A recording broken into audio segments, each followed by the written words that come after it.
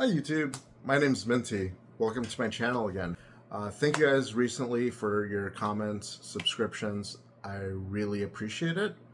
I've been making it a bit of a task for myself to make sure to respond to everyone. I just want to make sure that if you guys comment, I'm going to get back to you guys, and I really appreciate every single comment. Today's video I was hoping to do on the van, but with my injury I'm just taking it slow. I think I did injure myself a little bit during the last video by just getting in and out of the van, so I'm taking it a little slow. Hope the background isn't too distracting, as that is very vibrant.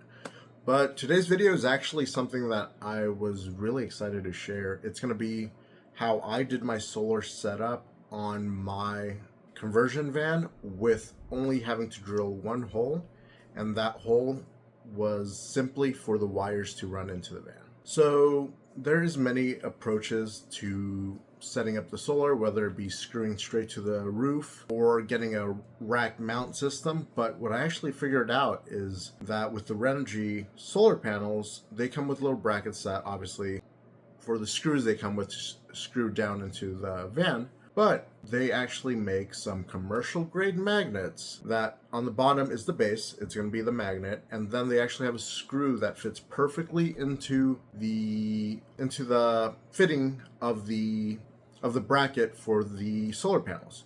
So what I ended up doing is, and I'll show you guys a picture here, is putting 4 of these magnets, one on each corner, and that is how I secured them. Now, I would like to give a disclaimer. I don't know how they would do in every condition. I don't know if they're going to hold up in super heavy winds. I've been in 60 mile per hour winds, they held up. We've had storms that 60, 70, 80 mile per hour winds, they've held up. They haven't budged one bit.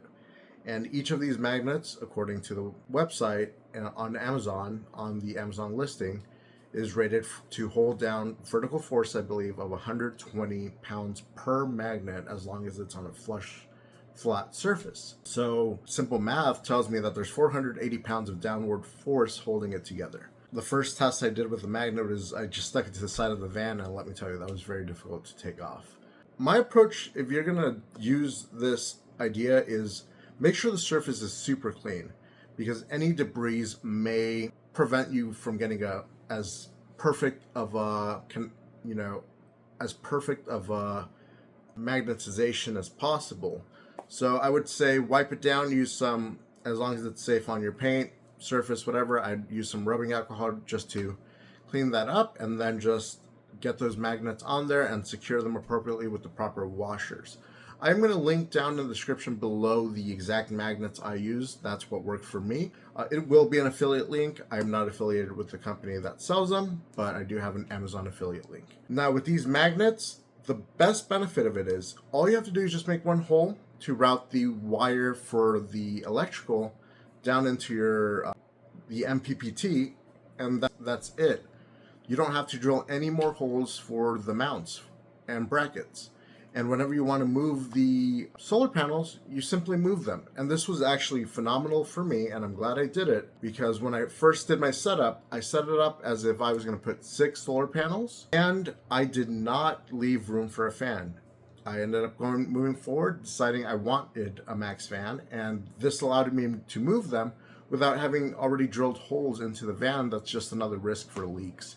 So now the only point that has to be secured to avoid leaks is simply the connection to run the wire for the PPT, and that comes in the Renogy kit, and it's a pretty awesome weatherproof kit. So overall, I don't have much of a worry that water's going to get through, and if it is, it's a single point versus 4 different points per panel, and then they're permanently mounted. These, I can just take them off. It requires a lot of force, but I can take them off, and I'm not worried about permanent mounting as much as if I were to individually screw each one of these down.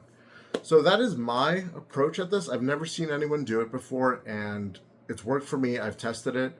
I've been on the highway with high speeds, and it's worked, but I cannot guarantee that it is going to be, a fail-proof solution.